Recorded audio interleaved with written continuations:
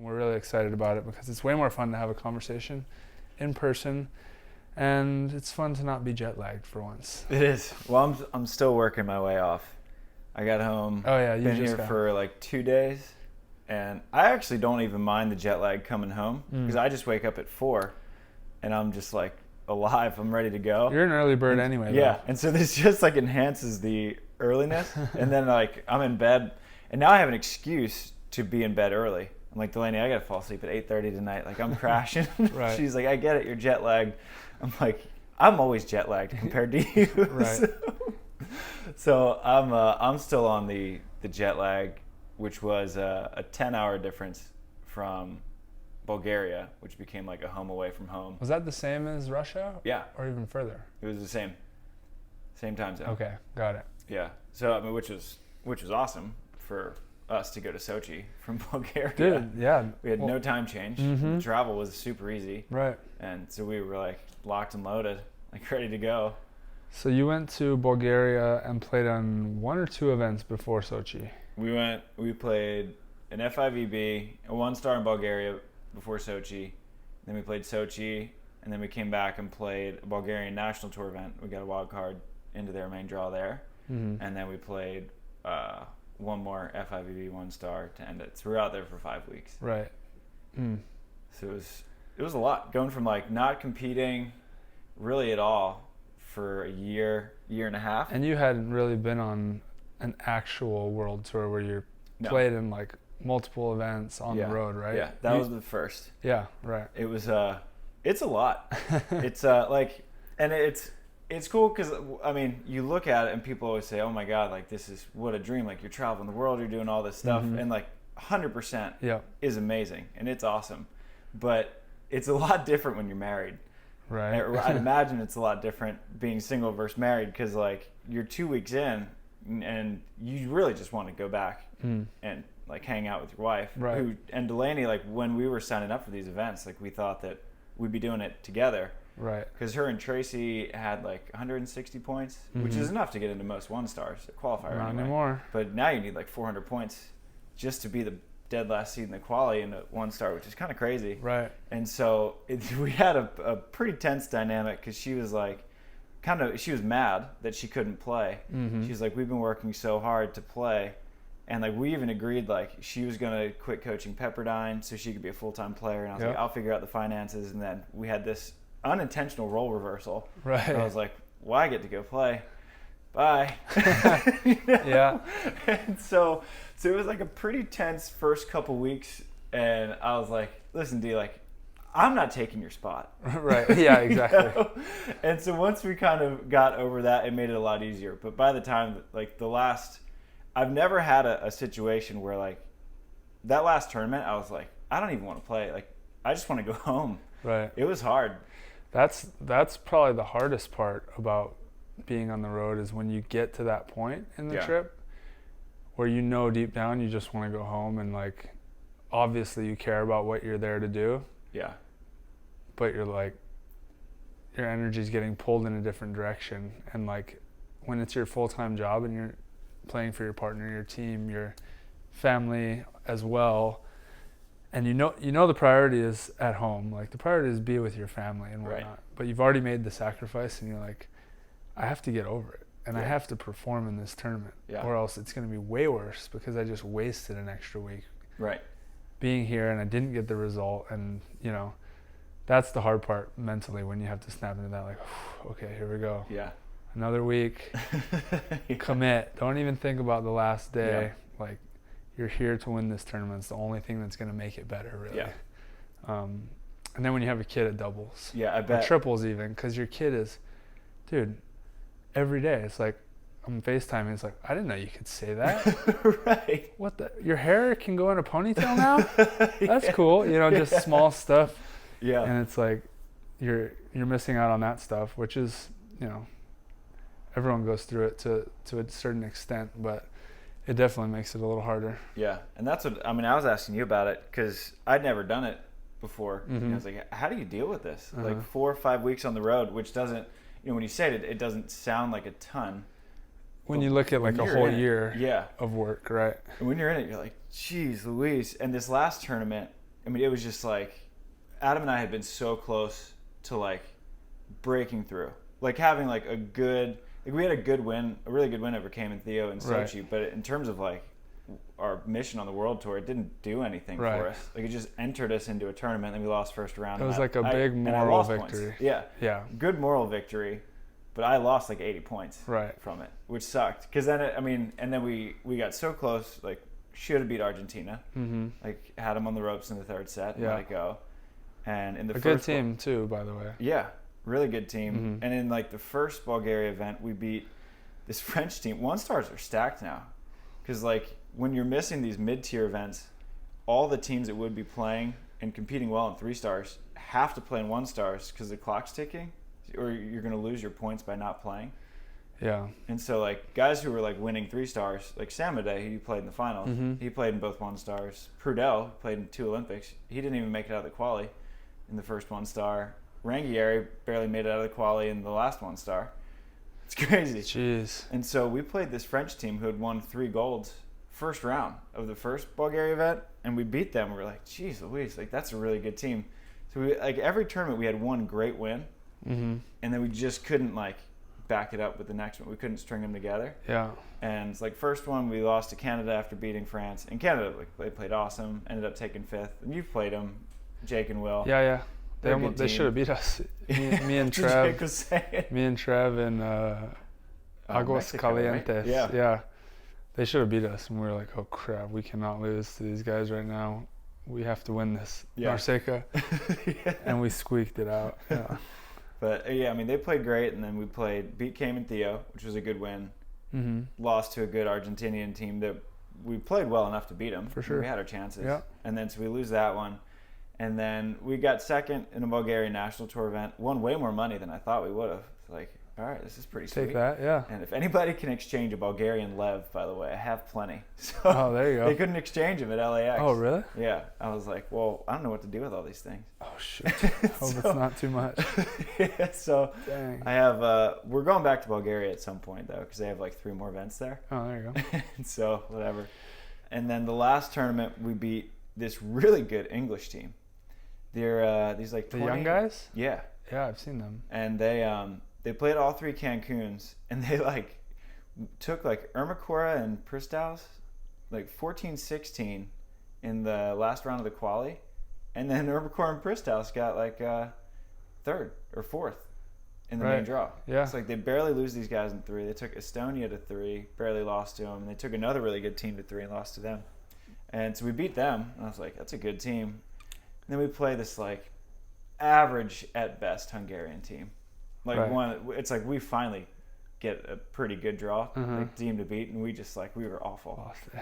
I was like, God damn it. It's crazy. I mean, being on the world tour is so much different than the American tour. I mean, you think about it. You're playing on the US tour, AVP. You're playing the best teams in the US. Like, Yeah. it's impressive just to get to the main draw when you think about it like that. Yeah. You're just to get to that point. And then you break through that and you're like, wow, okay, I'm an established player. Then you go to the world tour. That's not just the US. It's not adding one more country. It's adding the whole freaking world. Right. So like you're making your job 10 times harder, Yeah. at least. You know, and I think people kind of lose sight of that. They go on tour and they're like, I keep losing. Like, Yeah. But like, you kind of have to take the moral victories Yeah. as they come. Like you beating Cayman Theo, Yeah. having the third set. You gave yourself an opportunity. Was that the second or first match of the quali? First match. First, right? An opportunity to have that play-in match to a big-time main draw. Yeah. But if you can't take those moral victories, it'll just beat you down and grind you to a pulp, I feel like. Yeah. Because, I mean, you're trying to play with the best of the best of the best. Like, Yeah. when you make that jump from college to pros, like, everyone in the pros has been the best. Right. So someone's got to be the worst here. I know we've all been the best, but someone's got to be the worst. Yeah. Or below the best. Like, I mean, 90% of the people have to be not in the top 10% for the first time in their lives. Yeah. So that kind of gives you perspective on like how hard it is. Like I beat myself up all the time for like Yeah. obviously not going to the Olympics, not making the top 2 teams, but just getting 9ths and 5ths and being in that kind of 10 through 15 range on the world tour so often. Yeah. And not like consistently putting myself in the top 10. But at the end of the day, top 10 in the world like over time, not just one finish. But like, that's why my goal is to be I want to hit that number 1 ranking in the world at some point in my career. That would be a cool one. You've been close. Just hit it. You and Johnny were up there, right? Yeah, that was more because we had more events than a lot of players, and like, you know, the real ranking, which is like the entry ranking, like where you'd be a 1 seed maybe or something like that. Right. Like that'd be cool for me to hit. Yeah. Which is a really hard goal, but it is. Who knows? So why said easy ones? Yeah, exactly. And I think that's one of the things that I found out playing on the world tour is that the harder it gets, like the more, like I loved it. I like when you go on travel to Russia to play a potential single elimination match against one of the best teams in the world. It's so gnarly. It's like a drug. Even gnarlier on Cayman Theo too. Yeah, I mean they had everything to lose. Everything to lose, and they're supposed to win. Right. Exactly. Right? It's a lot different. It's a lot different. Yeah. Plus they got kids at home, right. And like, you know, they got expenses and expectations. They'd be taking a step back in their careers by losing. Yeah. And you'd be taking a step up. A big step up. Like, it's so different. Yeah. Because I've played in matches like that often. Yeah. Actually, I played in a match against them recently, you know, for that Doha spot. Right. Where they had kind of nothing to lose compared to us. And you gave me redemption. Nice job. Attaboy. Yeah, you gotta hold it down for me. Yeah. But it's addicting because, I mean, I was like, so after we lost, like, I can't remember having a loss hit like that hard.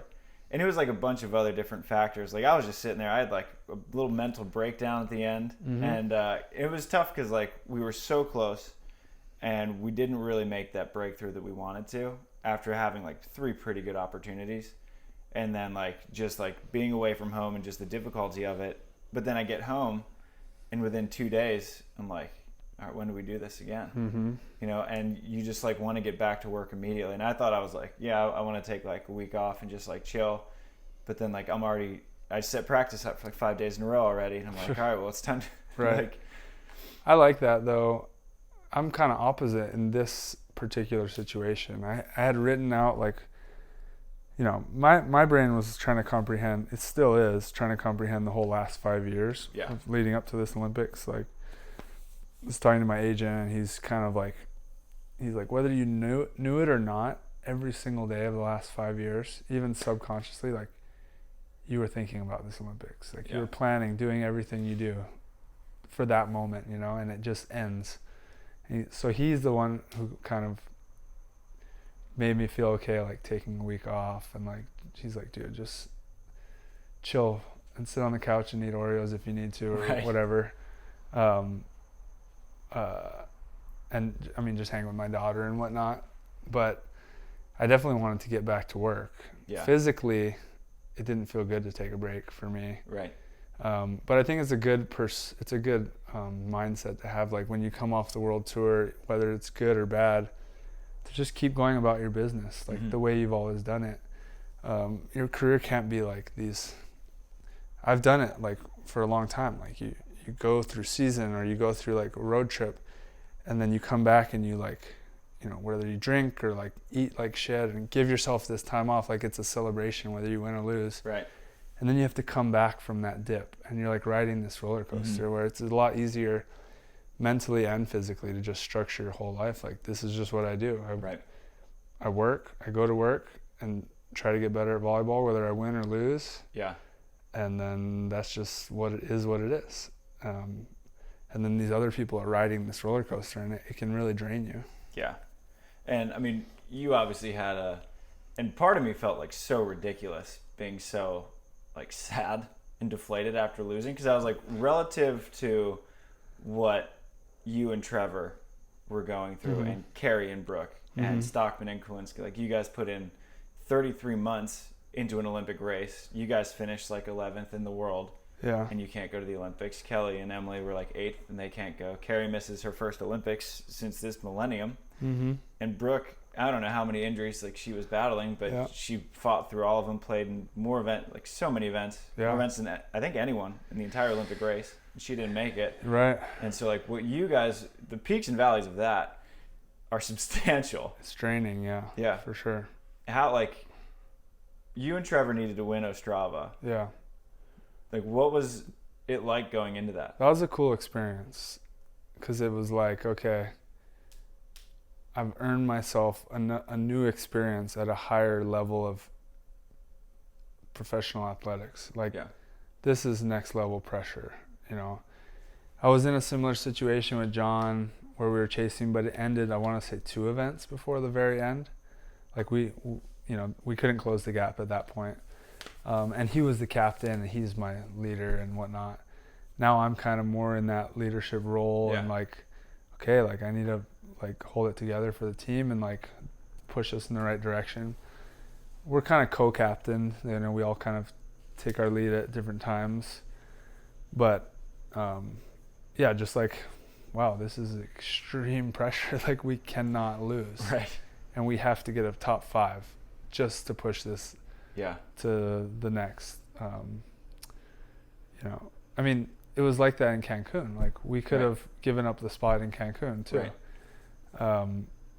So just mentally to go through that and be like, all right, this is what I've trained for. This is what I wanted. I wanted to see how I would perform under the highest pressures. This isn't the pressure that I wanted. Like I wanted it to be like a gold medal match. Yeah. Or like, you know, Olympics or something like that. Not like scraping and holding on for dear life. Right. But I mean, you could argue that that's even more pressure, you know? I think so. Right. So in that sense, like I think what's really cool is I can say that I grew as an athlete. Like that's my goal. I want to get better and better. Yeah. And I guess it kind of becomes harder and harder as you get older. Yeah. Because you've kind of done, it's not like you've done it all, but like you have to keep raising that bar. Right. And I feel like that experience, like especially coming down to Ostrava, like it's the waiting periods that are the hardest. Not like game day is not the hard one because your routine starts. But like it's like, okay, 3 days off and we're gonna travel and we know what we have ahead of us. So like, should I eat this? Should I drink another sip of water? Like you start overthinking everything, you know? Yeah. Like getting all superstitious and like all the dumb stuff pops into your head. And I was like, well, this is what I wanted. I wanted like a new situation. It's going to push me to be even better. And kind of put like the failure part of like action, because I mean, we had our backs against the wall. It was going to be, you know, I don't know what the odds were, but they were stacked against us big time. Yeah. And just coming to terms with like, okay, if we're gonna fail here, like we need to do it the right way. Right. Like, we need to go all in, focus, do everything we possibly can, so that at the end of the day we're like, we did everything we could. Right. All good. Which is, I think that's where we're at. Like looking back at the matches we lost that we needed to win, I don't have anything. Yeah. You know, there's always like stuff we can learn, but it's like we should have done this, or like I got nervous and did this. It was like, nope, it wasn't our time. Yeah. Like it just wasn't meant to be. But we have a lot of time left in our careers, like to keep pursuing that goal. And I have a feeling it won't be, once we get there, we're not going to look back on this and be like, oh, I wish I had Tokyo. I wish I had that, you know, Rio. Yeah. It's going to be like those ones. Missing those made this one so much sweeter. Right. So I'm trying to look at it now and just keep it in perspective in terms of like what I'm actually doing in my career, like trying to get better at volleyball, and that this is a good time to continue down that path and not like take a break and be like, okay, like we need to take time off and think things over, like, which I totally think, you know, you need to rest and definitely think about things, but a week was enough. Right. Like a week. And a week feels like an eternity. Yeah, it felt too long. My body didn't like it. Yeah. Mikkel kicked my butt today, and I was like, I bet. Yeah. He's like, this is why Johnny Hyden never took time off. I was like, all right, I get it. Travel, all that didn't help either. No. I think that's super valuable, though, to look back on an experience. Like, after a loss, if you can look at it and say, I did everything possible to prepare for that situation. And Andre and George played almost perfect that whole tournament. Yeah, they were playing really well. They were a tough team to beat. Yeah. And, I mean, the fact that you guys pushed it to the last tournament possible is incredible. 4 wins. Yeah. We had to win 4 in a row, and we would have done it. Yeah. Dude, also, like, to be honest, the bonuses, like winning that event, the Olympic bonuses, the bonuses for winning an event, for getting a gold medal, at one point that popped into my head before the event, and it kind of added up in general estimate. I was like, oh shit, that's a whole nother thing put on top of this. It's a significant amount. Yeah. Definitely could have put a down payment on something. I was like, damn it, why did I remember that just now? So it was like, all right, you can't get much more pressure than this. Right. And I was just like, all right, well, let's embrace it. Yeah. But yeah. I think, matches like that, not just one match, but the situation that you and Trevor were in, like you said, you could have thrown it in Cancun. You could have lost a couple early, and you guys were playing so well. But having that kind of pressure, I feel like is just going to prepare you. Like if you're in a final in the Manhattan Beach Open, like what is that compared to having to win 4 straight matches to qualify for an Olympics? I feel like that, obviously Manhattan Final's huge. Yeah.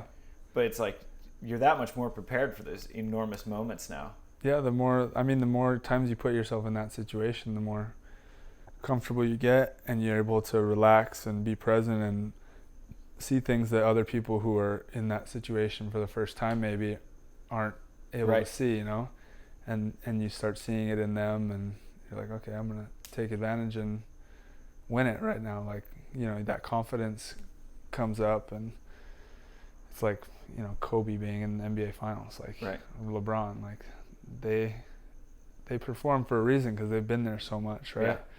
So yeah, that's definitely a positive way to look at it. Yeah. So what's next for you then? So the Olympic quad, we're in just such a quad dominated sport. I hate it. And is it hard for you to like get up for practice or whatever when you don't have an Olympic motivation? Dude. It's been a while since you've been having at it. My motivation right now is confusing. The lady at the grocery store, how's your day? I was like, it's Monday. It's definitely a Monday feeling. I was at practice, and like it was the kind of the weird attitude of, and I know I got to get over it and move on, but it was the weird attitude of like, why am I here? Like, what am I need something to work for and like work hard towards a lot. And I gave myself a break. Like I was like, let's just have a little fun today, which is like, you can see on my Instagram, we're passing with one arm and doing some like one arm stuff just to switch it up. Yeah. But yeah, I definitely have right now I'm just in a state of what now? Like, why am I doing this kind of questioning? But then I went to Mikkel, a trainer, today, and he gave me a good talking to, and he did hit a few points where I was like, okay, I can hang my hat on that and like move forward, just generally talking about what great athletes do. Like they just go back to work. Yeah. Like you don't lose and then make up a situation in your head where it's okay, like you actually did good and blah blah blah. It's like, no, I'm gonna be pissed about it and I'm gonna go back to work. Yeah.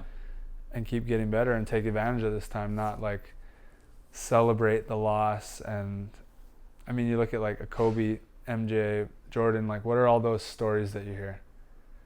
They lost NBA finals in the gym the next day, kind of thing. Not that I need to do that. I'm not trying to be anyone else, but the mindset is I'm gonna use this time to get better when everyone else is gonna be taking off and blah blah blah, so that down the line when people finally want to put in that work to catch you, there's not enough time in the day to catch up, you know. So he kind of was like, dude, you gained so much in the journey. Don't let the fact that you went all the way to the end and went so high, the fact that you didn't reach the very peak of it, take away from how far you've come, you know, like that growth. I love that. We're all about growth. Yeah.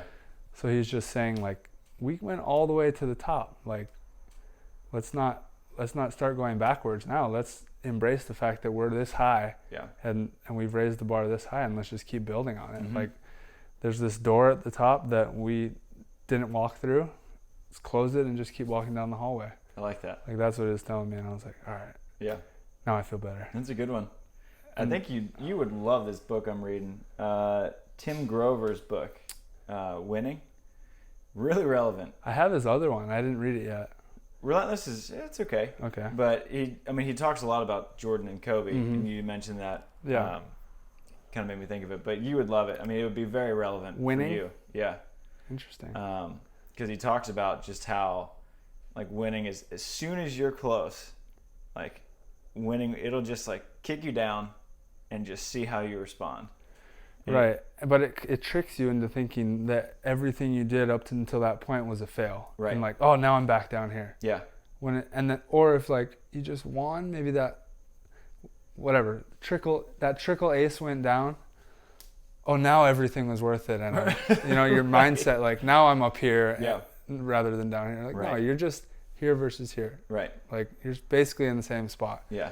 But you have that label, which is the biggest thing that I guess I try to fight getting into my head, is that label, right? Because this Olympic label is so heavily weighted in the minds of everybody outside of the sport. Yeah.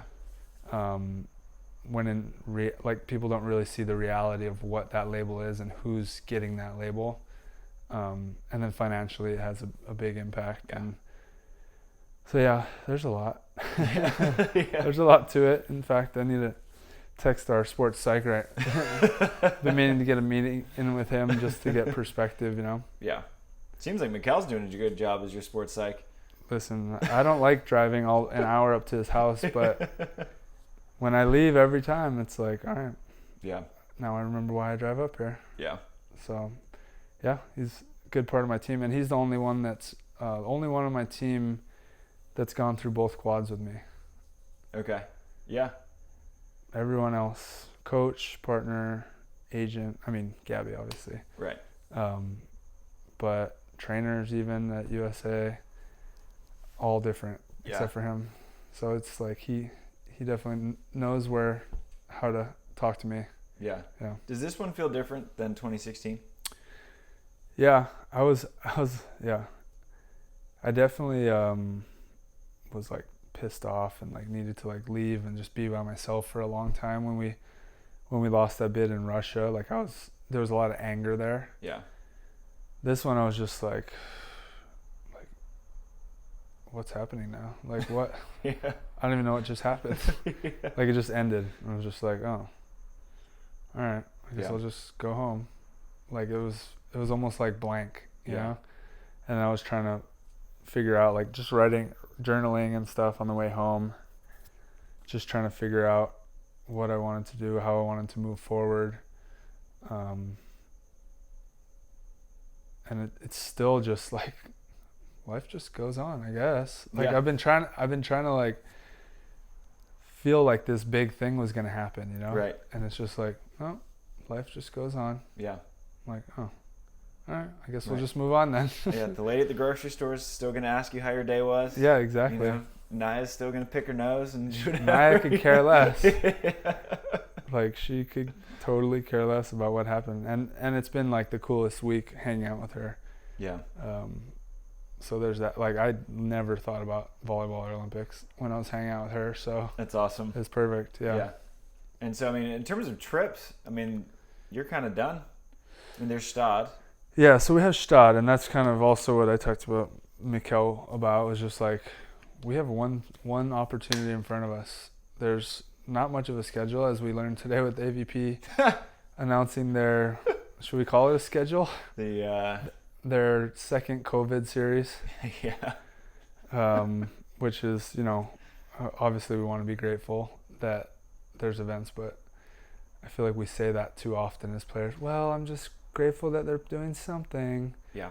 Like, how long do we say that? Right. Or when do we start playing grass tours? Oh gosh. To collect some money?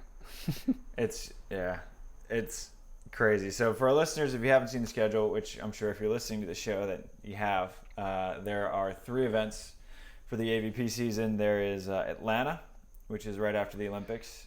I never played there. Well, I played indoor there, but I've heard it's cool. Never did. Atlanta in mid-August. Oh, we're gonna roast. Oh my God! Bring your electrolytes and whatever else you can do. Mm-hmm.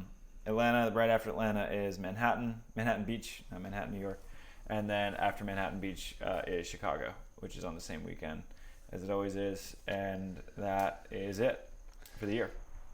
So yeah, and then in terms of FIVB, there's the World Tour final that's not even really confirmed, I believe. Yeah. But that's supposed to happen after AVPs, I believe. I think so. I think it's like mid-September. And then get this, King of the Court is putting on 2 events that are, you know, great for players, especially in a time right now when we don't have that much stuff to play in and opportunity to train and make money. Right. AVP scheduled their events over one of them, and the other one is the 1 week off.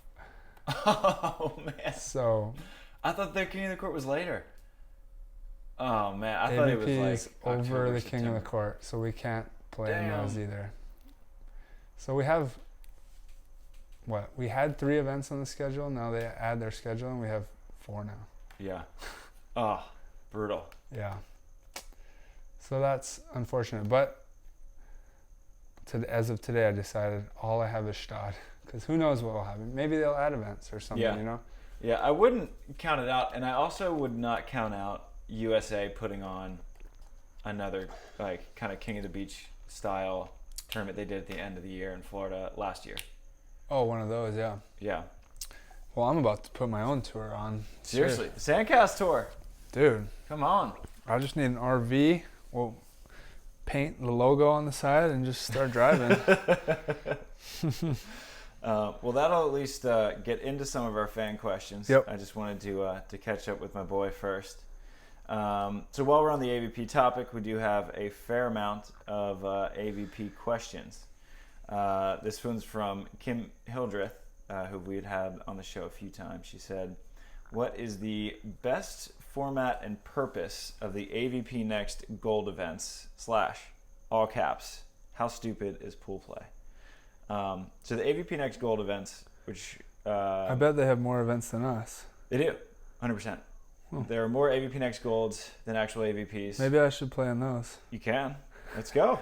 Let's get the team together. So AVP Next Golds, they're pretty good money. So they had a huge one in New Orleans with like 80-some teams per gender. And it was like, I think a 20 grand prize purse split, so 10 and 10. But so here's the question about what do you do with these AVP Next Golds? So it's basically the equivalent of NVLs, like the talent level and prize money isn't all that different from NVLs. But now you're playing 80 teams, and so the second day of this New Orleans event, teams were playing 6 matches to get to the finals, and I don't think either final was really played out. The women's was forfeited because Larissa and Lily cramped.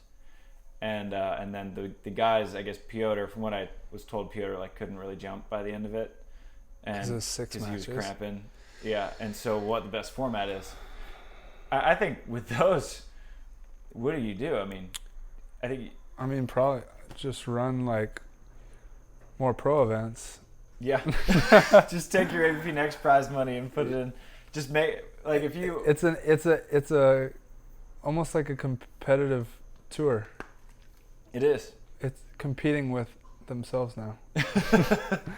Now the AVP Next is competing with the AVP. Yeah. So here's a question for you though. So what would you rather? Let's say I think there's like 6 AVP Next Golds, about 20 grand prize money in each. I think Atlantic City is like 70, which is like a legit, almost a pro event.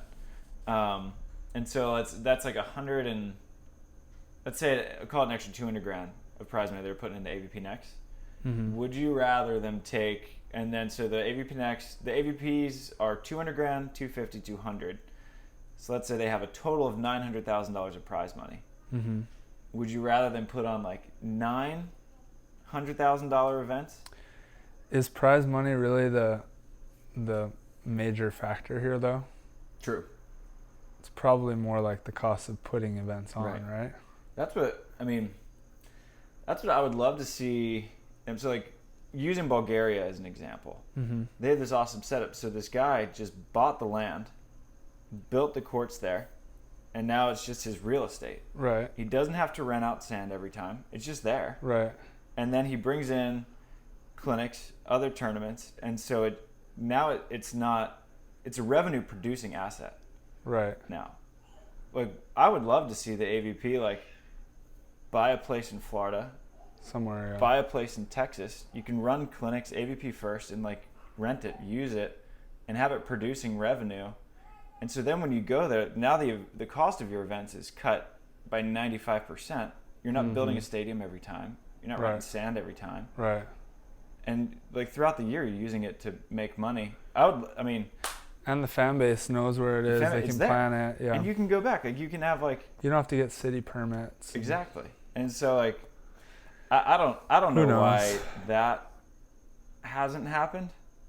Because I see the FIVB is doing it. Like, they just go to places. I mean, there's a different structure because they put it all on the promoters to bear the brunt of the cost. But right.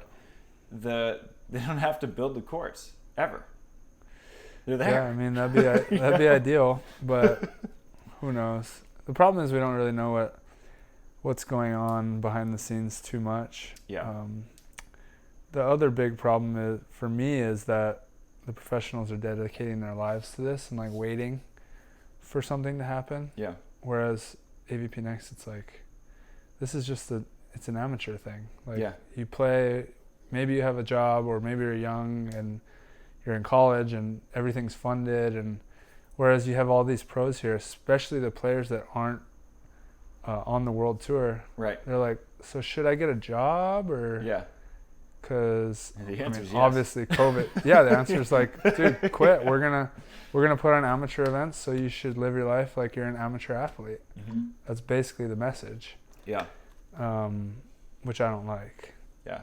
Obviously, we don't get to communicate. We don't get much communication, so there's probably a lot and like good answers for everything we're talking about, all the issues. But that's why I don't like the lack of communication either. Yeah. Especially when the schedule's 4 months late, and obviously it's COVID, so everyone understands that. But like when people are waiting around for their livelihoods, like to make decisions on their livelihoods, you got to at least be in communication with them. And I mean, it's COVID, but at a certain level, it's not. Every professional league, there's a lot of sports going right now, and with full capacity stands. Like mass crimes, whatever. Well, what about playing 2 events in one location, back-to-back weekends? Yeah. Then you're not building a stadium again. Right. Not bringing in new sand. Yeah. And so, I mean, obviously there are tons of factors that go into hosting events with permits and whatnot, which is why I think if you just like get your own facility, like the USAV one in Florida, and that's what I want to do. It's great. I just need a few $1 million. That's it. So if there are any investors out there, we're looking. Did we answer Kim's question? Kim's question: what is the best format and purpose of AVP Next Gold? So, and then JM Plummer, my old roommate, my boy, he said, is the AVP Next Gold the new AVP? Which, in a way, I mean... Well, that's what we just talked about. Kind of. So we answered JM's question. It's an amateur tour that hosts a few events for the pros every year. Right. So what I would love to see the AVP Next Golds become is the qualifying tour. It's a 32 team, double a limb. Say you have 3 AVPs, which is what we have 3 AVP Next Golds before those 3 AVPs. AVP Next Gold Hermosa, winner qualifies for Atlanta. AVP Next Gold New Orleans, winner qualifies for Manhattan. AVP Next Gold wherever, Florida qualifies you for Chicago. Mm-hmm. So now you're having paid qualifiers, and what it does for the qualifying teams is that now you're not beat to shit going into main draw on the first day, and you actually you can play reasonably well without, now you don't have 4 matches on your legs from the qualifier the day before, because really the qualifier was a month before. Right. So I would love to see it become just like the qualifying tour. I think that would be awesome. I think it'd be great too. I think if you're gonna be, you have to decide, and it becomes clear where but let's just say these business entities, USA Volleyball, AVP, FIVB, your actions speak volumes, right? Like where you're putting your money and your focus. USA Volleyball grows a lot of money from the youth, indoor, youth, whatever, memberships, all that. Like that's a huge focus for them. Obviously, they're not putting on pro events often. They're supporting the national teams well. We're pretty well taken care of, and we got to be grateful for that. But it's not like trying to, and most national federations aren't. That's not their focus, is to like create this pro tour and entertainment entity. FIVB, we'd hope that that's where their focus is, but it seems like they want to spread the cream cheese instead of having a few good bites for their customers to bite into and be like, this is really good. Spread the cream cheese extra thin, so it's like, that was an okay bite. There's a lot of okay bites here, but it's not that great. And now we have this 4-star thing, 1-star, 4-star thing. We want everyone in the world to play, and it just doesn't make this the top of the pyramid. There is no top of the pyramid where it's like everyone is looking at that and like something to work towards. It's like, okay, we have a foundation. We've built this foundation. It works for our business. We're just gonna be good with that. Yeah. AVP seems to be going in that direction, right? Build our foundation. We got members. We got people on the grass playing. All these people around the U.S. that love volleyball. We got all of them. Yeah. Coming in and playing with us a little, or paying into it. Not that it's all. I mean, it is all about money. It's business. Yeah. But nobody's seeing like volleyball as this great entertainment entity, building these superstars that are going to bring in fans and people are going to look up to them. And like, obviously I'm biased because I'm the player that would be in that position to benefit. But that's just not where the focus is going. It seems clear to me. And I could be wrong. Yeah, I mean, you mentioned that, you're biased because you're in a player that would benefit, you're in a position that would benefit from that. But like, what would someone who's in my position, because there's not a whole lot of incentive to be in your position on the AVP and be at the top. So like when the AVP schedule came out, like I was laughing. I was like, my World Tour points are looking really good right now. Right. And like, there's exactly. 3 events. Yeah. And you have the luxury of having a really good job that's flexible. Like you write about volleyball, so it benefits you to go on these trips, and you have time to write. And if you didn't have that, would you be on the World Tour right now? No, there's no way. Would you even be playing volleyball? Maybe for fun. Yeah, for fun. So you'd be playing in these AVP Next. Yeah. Because it's an amateur tour, and you'd be an amateur. Right. And that's where all the investment is going right now. Yeah. Because it probably makes money for the business. Yeah. And creates a foundation, which I get. You want that because you don't want to just rely on the pro tour that's crashed multiple times and relied on sponsor money. So you want to build the foundation from the youth level. But are we an elite sport or not? Yeah. And I was talking to a couple like pretty good business minds about it, and they were saying that the grassroots level, that is where you make the money. Right. And I mean, like tennis, golf, like everything. So you'd be dumb not to and so building take that up advantage is of genius. That. Right. But what they were also saying is that you need that professional product to motivate and inspire those people at the grassroots level to keep playing and to get better, so they have something to aspire to. But if we don't have much of a professional product, then we're going to start to lose out on that. You get all these people involved in the sport, liking the sport, but then you have to give them something to strive for, make them love it. Yeah. Right? Like, we have all these people that have played basketball, but like, you got the NBA. Yeah. You're playing and watching it on TV, which is where the money's at, because NBA has built up these storylines, these superheroes for you. Right. You wear their jerseys. I have favorite players my whole life. I'm a fellow professional athlete, and I love LeBron. Like, oh, LeBron's in too. I want to hear what he has to say. Yeah. Even though he's a baby sometimes. All these guys. There's certain athletes I gravitate towards, and I hear they're the ones building the storylines up for me. NBA, they choose who the guys are this year that we're going to focus on, and we're going to sell more jerseys and blah, blah, blah, blah. They build all-star games. You win a championship every year. Yeah. What do we win? How do you win our tour? How do you win our sport? If someone came in and said, a different championship every year. If someone came in and said, hey, who's the number one team? I don't know.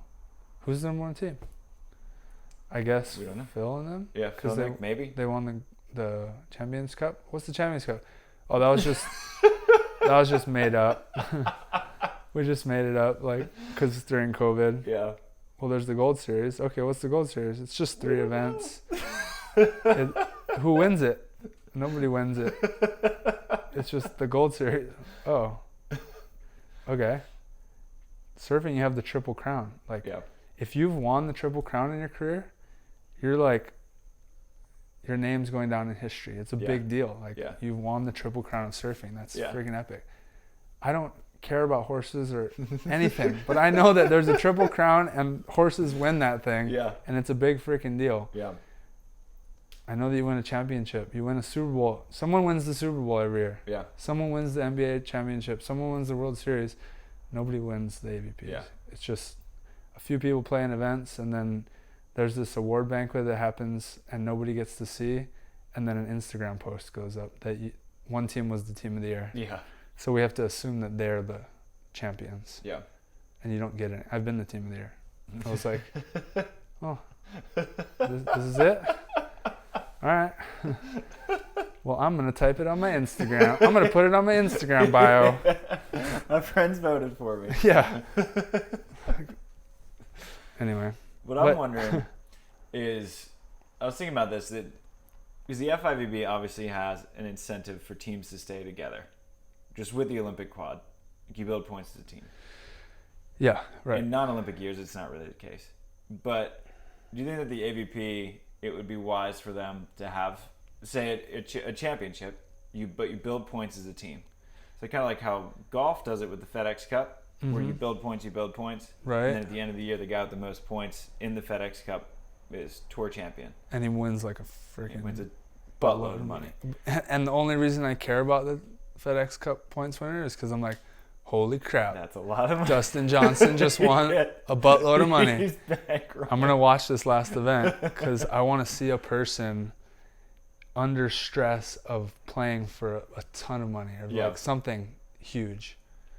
And that's what we kind of lack. Like the biggest, I played it under, we just talked about the Olympic, like crazy pressure, all this.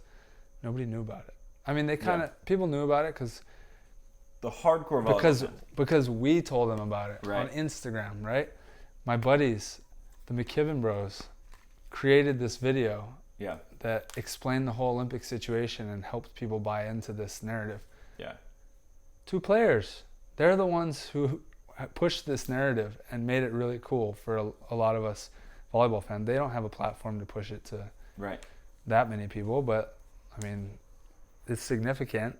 And that was my best way of like telling people what was happening was pushing their video or typing it on Instagram. But like, I feel like that's the entertaining stuff. That's the stuff we want to be pushing out there. Yeah. And I will say that the FIVB, so that $300 million investment that we were talking about a couple of months ago. Mm-hmm. So the FIVB just made this like beautiful app, and they've been killing it with their coverage of the VNL and a lot of the beach stuff. The amount of content they're pushing out is like staggering. So it's starting to trickle in. It's getting there. I've heard that. So beach, you might know more than me. Beach Volley World is a separate entity from FIVB, but partially owned by FIVB. Yeah. And they hired the people that helped or this company is the same company that brought capital in and helped Formula One grow and did the Drive to Survive series and that whatnot. And then the CEO that they hired for Beach Volleyball World is the guy that was running the Cirque du Soleil tours around the world. Okay, I didn't know that. That's what I think I heard. So don't do your research, people. But it sounds really cool. And if we're gonna have people come into our sport, Drive to Survive is the dopest freaking Netflix. That's Madison's favorite documentary. It's exactly what we need for our sport because I don't care or know anything about Formula One, and I got into it. Yeah, me too. I did the same great. thing. Yeah, it's great. And then Cirque du Soleil is great. It's an entertainment entity, and it's insane. That's what I want our sport to be. I want us to be this entertainment entity where we go out there and, I mean, the tours should be telling us to like put on our personalities and almost even teaching us how to do that better. And like we're entertainers. Let's go entertain. Yeah. And a guy working CEO from Cirque du Soleil, like, it's got to be something cool he's bringing to the table. Yeah. So that is exciting. So and they do have, there's a Volleyball World app that is a really good looking app, like super easy to navigate. And so like I have a lot of confidence in them in terms of like, if the FIVB goes down, it's not because they didn't put enough content out there, because they're like killing it in that aspect. That is cool. But I would love to see, I don't know what we can do with the AVP. Well, FIVB just needs a different, they just need to figure out the tour. Just how they structure the events. Yeah, the star system's got to go. Hopefully this new system works well. Yeah. AVP, I don't want, I mean, I know I've been kind of negative this whole podcast. It's just where I'm at. Let me rant, people. I'm normally positive, but we just don't know. There's no communication, really. Yeah. Like, we have to text a guy on the inside, like, hey, anything you can tell me? Nope.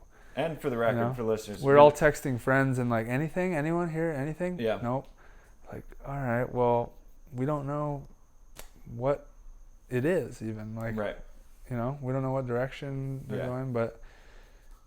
And we've tried to get AVP officials on the podcast pretty frequently. Just nose across the board.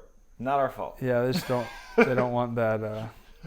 They think we're gonna grill them. I think. Well, whatever. We're pretty friendly with our guests. For sure. So we've covered enough AVP, I think. So let's see. We can move on to the kind of the FIVB a little bit. Amy M asked, 53 minutes already. Got a lot to talk about. Amy M asked, how hard is it for up-and-coming teams to get FIVB points? And it is hard.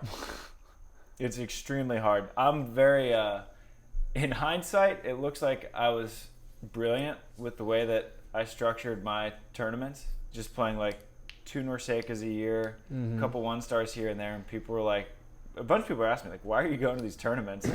Now I'm like, obviously, because I'm a genius. Yeah, you didn't know. You were going for the experience, probably. I mean, I'd say learn from what Travis just said, like how he went about it. Points are gold. So just to get a little bit, even 1 point versus 0 is a big deal. Yeah. But also understand that you're going to try to play against the best in the world. Yeah. So like if you're ready for that, if you're not doing well domestically, don't have your expectations too high, right? Like you have to invest money and serious amount of time into it.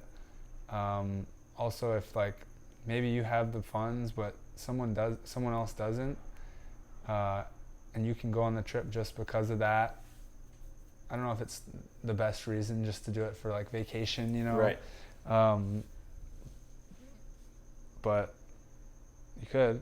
Yeah, but it's hard to break in right now just because, and we've talked about the star system and how it's kind of broken. Yeah. Because I think the concept was good in its intention, It just bad didn't in work out. execution. Right. Yeah, because right now there's just 4-stars and 1-stars.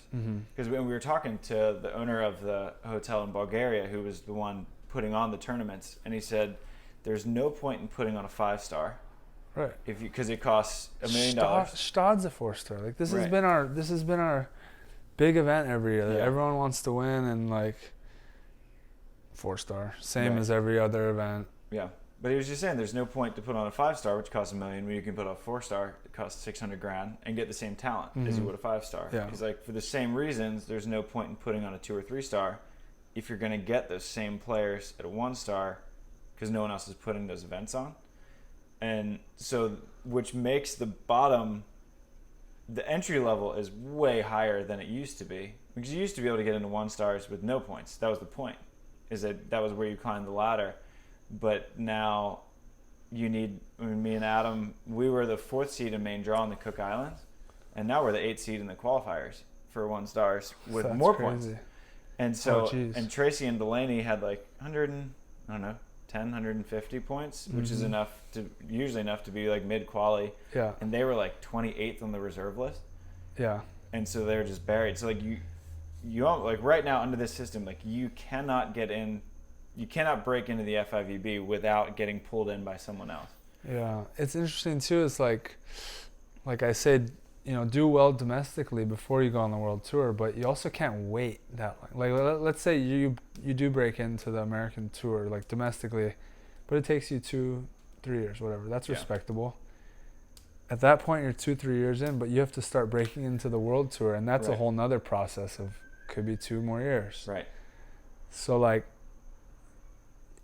you might want to start collecting points so that if you do start breaking in and you're like, I can play with these people, you have some points to get you down that road, because starting from 0 is a disaster. It's like Troy Field. I've talked to him, asking him. He's like, nah, not yet. I'm like, not yet.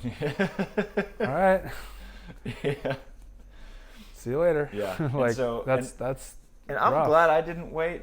I mean, I wasn't planning, like you mentioned, like I started playing international events almost as a tourist, and I was like, oh, like volleyball, I'd love to go to this. It's an opportunity, right? yeah. And then, but I think the pressure of international volleyball is 10x whatever it is at home.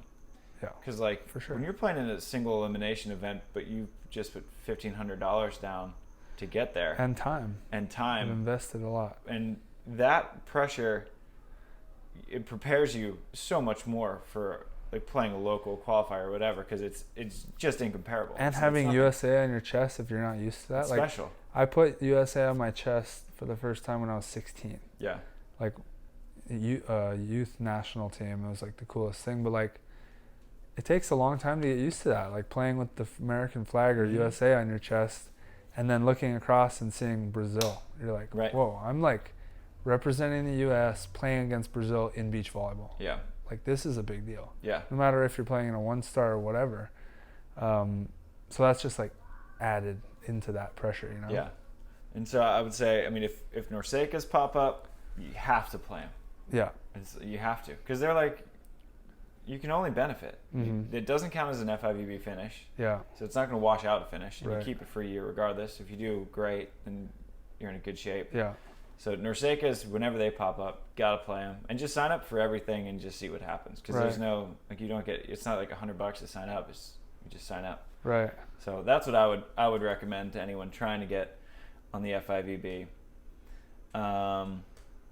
Here's a fun question that I'm kind of excited to answer from Downey Bass. What do you think will happen with Brooke and Kerry right now? Will Kerry keep playing? So this is kind of cool because Delaney the other day got a call from Brooke Sweat, and they're going to play Gstaad. No way. Which is awesome. Yeah. Whoa. So Delaney she walked by and saw like Kerry training by herself, and she just texted her and was like, hey, like if you need someone to train with, like happy to go with you. Because like her and Tracy can't get in events. Right. So so now they're kind of like going separate ways because they can't play anything. And so Kerry was like, I'm going to go up to Tahoe. And she was like, I don't think Kerry's done. Right. I think she's got plenty of fuel left in the tank. But she's like, Brooke might want to play. So Kerry calls Brooke, and Brooke calls Delaney. And she's like, let's go. So Delaney's playing with Brooke. No way. Which is awesome. And I'm so stoked because, like, Delaney's worked so hard. Yeah. Like, so hard these past, like, 6 months. And now she gets to play with Brooke, who, one, is just, like, an awesome human being. Totally. And a really good volleyball player. Mm-hmm. And so I'm excited. She has a ton of experience. Yeah. She's an Olympian. She can show her the ropes kind of out there. Not that Delaney really needs it, but, like, just having that experience, especially Gstaad, like, right. Just to be there and, like, be like, oh, this is the place everyone's been talking about. Yeah. And, like, you know, the stadiums, assuming it's the same stadium, like, it's really rad. Yeah. And it's cool. And, you know, like, we've talked a couple times about being AVP around the best in the country, but it was different being in Sochi. And you're walking around and you're like, it's Anderson Christian, like, that's Sharif and Ahmed. I was, because we were sitting on the back wall during your match, and it was me, Phil, Nick, Trev, you know, trainers, maybe, I don't know if Jake and Taylor were there. Yeah. But I was like, this is kind of cool. Like, Travis is playing, and we're all sitting here like, this has got to be cool for him because, I mean, when you first started, like, a few years ago, it was just, like, a fan. You know? For sure. Now you're playing. You're legitimately in this event with all of us. Yeah. And we're all, like, sitting there cheering you on. Yeah. I was like, wonder if it's extra pressure. we're literally on the back line. You can hear every word we say. What I was wondering, I was talking to Evie this morning, and Evie was like, yeah, we were all betting. I was like, what kind of odds was I getting? I didn't indulge in that. But I didn't want to jinx you. But yeah, it was cool because, like, the next day, like, Sharif came up and he's like, dude, great win. And Anders, I was like, you guys were watching? Yeah, exactly, right? So that's kind of cool. Yeah, exactly. That's what I'm saying. Like, the World Tour is just, it's just different. It's different. Yeah. Yeah. And so that's why I'm extra excited for Delaney to play, not just World Tour, but to play Gstaad. You're going to go, it's bubble event probably, so not good to visit, but any other time I would say, just come hubby it up. Well, me and Adam are in. Oh, you're in? Jake and Taylor pulled out. And did they? Phil and Nick pulled out. Oh, yeah. So we're country quota. Oh, there you go, fans. Yeah. We're all learning. We're all learning together. So the Mewhirter family's coming? Yeah. Hey. I think so. Because then me and Adam will have an event right after it. Mm-hmm. And so what we're wondering is, would it be better to play, like, country quota in Gstaad and quali, or should we just, like, who will you play in the country quota? So I think Cam and Theo will be straight in. No.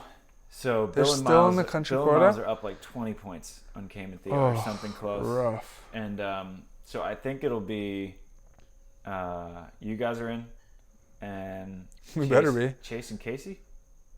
Chase and Casey are in quali, I think, and then it'll be me and Adam against Cam and Theo, and Bill and Miles against one. Are a lot of teams dropping out of Gstaad?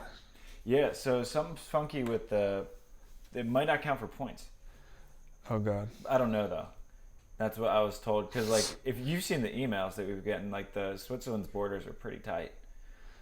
And because some countries wouldn't be able to go, so then they would cut the points. Right.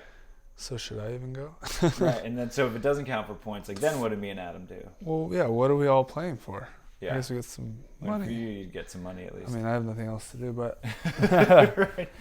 I've been there plenty of times. Yeah. And so, there were Red Bull events when I used to go, not 4-star FIVBs. Yeah. And so for Delaney, like, she's going to go points regardless. Right. She's going. That's kind which of is great. junk, though. Which she could get a lot of points. Because she could get 4-star points are great. Yeah, and that's what, dude, it broke my heart when we lost to Argentina, because it's the worst thing you could possibly do is lose first round of quali in a 4-star. Right. Points wise, it is the absolute bottom of the barrel. But if you win in one round of the quali, it's the equivalent of getting bronze in a 1-star. No way. So if we had won that, like, it would have made the whole trip. Like, but instead, it was the equivalent of getting like a 17th or something. It was even worse. Like, it was we split like 40 points. Oh, God. It's terrible. We got more points than 1-stars losing in the second round of the quality than we did in the 4-star losing the first round. Brutal. Which, if you look at, I mean, we got like 41st in the 1-star, or in the 4-star, and like 17th or 13th in the 1-star or something. And so you look at it, you're like, all right, well, that makes sense. And then if you look at where you advanced in the tournament, it's like, oh. So that was tough to swallow. For sure. So I don't know what they're going to do with the World Tour final then. Yeah, I don't know. How do you qualify for that? And then especially if they pull the points. Right. I don't even know. Do you know what our seeding is right now? I looked at an entry list and it had to have been off. I think we're tied with Jake and Taylor for 29th. I swear. I looked on FIVB. Look at it right now. That's insane. Yeah. I'd have a hard time believing that. And I'm like, didn't we outperform them like 4 tournaments in a row? Yeah. And I don't know what finish. I mean, well, they have Doha. They're still hanging on to that, which is a good one. But, yeah, I mean, you guys have all top 10s in your top 4 finishes.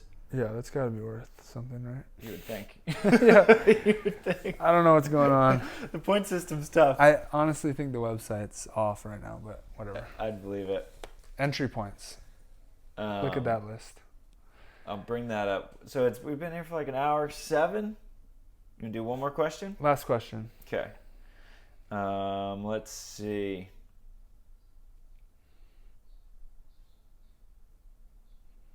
We'll wait for the partner switch-up talks after the Olympics. Yeah, it's too soon. Because then, too soon.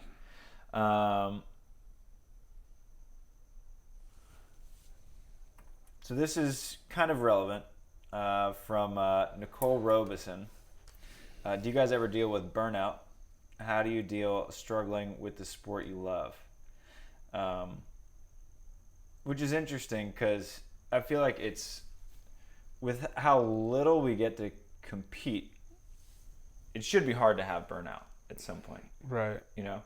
I feel like you get like I had what I thought was burnout in Bulgaria at the end. Like I thought I was just like toast from volleyball, but I was just homesick. Right. So I got home and I was like, oh, great. Like, see Delaney, like I'm home cooked meal. I was like, all right, let's go. We're good. Let's go play volleyball. So it's hard to say. And like, I don't know if I've ever really been like burned out on volleyball. It's just like the mental strain is hard. And especially like for you were talking about like the mental strain at the Olympics. Like that's a lot. The Olympic qualifying. Yeah. Yeah. Yeah, I don't know. It's all kind of about perspective, right? Because we can go through a season, like this season, let's say. We played, 5-6 events already. We're going to play 1 event in Gstaad in the middle, 3 AVPs at the end. Maybe that's it. Yeah. Like, that's not a heavy season at all. Right. But, like, by the end of it, I guarantee that we're going to be like, all right, I'm ready for the off season. Yeah. And then I compare it to like when my coach Jose used to play. They played like 25 events straight every weekend of the summer. Yeah. And they just played it. It was just like normal. And, and at the end of that, they were probably like, I'm ready for off season, just like I'm going to be. So it just depends how you go about it. I think you adapt to, if you're playing every weekend, your body adapts to, your mind adapts to that. But if not, and you're training, like that's can be just as draining. It's like, where's your mind at, you know? Yeah. But I think anytime you feel burnout, you just kind of step back from it all. Like, I don't know, write it down, journal or something, and like figure out where you're at and why you feel burnout. And then usually just having that outside perspective, like, gives you, I guess, an idea of like what you need to do to fix it. But I mean, there's overtraining, right? Yeah. But you just have to figure it out. Like, do you feel like you have energy to train the next day? If you don't, if you're going into every day tired and you don't feel recovered, well, tweak your recovery. Right. If you feel like you've been traveling and you're homesick, then bring your, I'll fly my wife to the next tour stop. Like, that would be my answer. Obviously, not everyone can do that. Or skip an event, but like, you got to keep going. You just have to figure out what the small tweak is to stop it. But if it's what you love doing and you're committed to it, you just deal with it. Like, it's not going to be easy sometimes. Like, just accept it. Yeah. I've never had an easy season, like, throughout. But you tend to remember the good times at the end of it. Yeah. Yeah. I think the biggest thing is to, like, whenever I'm feeling burnout or just don't want to do something, if you just ask yourself, like, why am I doing what I'm doing, like, right now? Mm-hmm. Why am I here? Right. And if you can answer that question, usually your burnout's, like, pretty resolved. Right. You're like, all right, this is why I'm here. Yeah. Like you said, I'll take a step back. Or maybe it'll be Re-engage. clear, be like, this is why I'm here, but that doesn't make sense with where I'm at. Right. So then you'll leave, or like do something different, or maybe this isn't for you. But like, you got to ask yourself that question. Yeah. So always know your why. It's a big one. Know your why. That's how you deal with burnout, and don't do something just because everyone else is doing it, or, you know, it's a pipeline that you were kind of like pushed down. Like, if it's not your thing, and you're burning, and you keep burning out, and you're not enjoying it, then go find your thing that makes you happy. Because for me, it's like there's a lot of suffering involved, but it's like I don't question it. You know. Yeah. It's like you just go back to work. That's right. what you do. Yeah. It's like no question, no brainer. Yeah. But I'm lucky to have found that thing for myself. Yeah. Yeah. Dude, good Sweet. to be home. Dude. Good to have you home. Yeah, man. Good to be back in our little studio here. Back. I got in the water a few times this week. I'm good to go. Good to be back in the ocean. That's for sure. Dude, for sure. Ocean. Might go up to nature next weekend. Oh, there you go. Birthday coming up. Nice. 32. 32. Woo. Getting up there, people. Yeah. Be a little wiser on You're a sage on veteran now. Be wiser on Sunday. Fun fact, me and April Ross have the same birthday. No kidding. So I didn't know that. congratulate her, or whatever you do. Whatever you do on birthdays. What do you say happy birthday. Rosie the day before. Wow. So I've had a lot of Big world tour. Yeah, we were on world tour for like every birthday for years. That's hilarious. And Gabby, my wife's on the 18th. So it'd be Gabby's birthday, Rosie's birthday, mine and April's birthday. That's funny. All in a row. Big month. Fun fact. Now you know. So wish them all happy birthday this week. Yeah. Sounds good. All right, homie. Alrighty. Shoots. Shoots.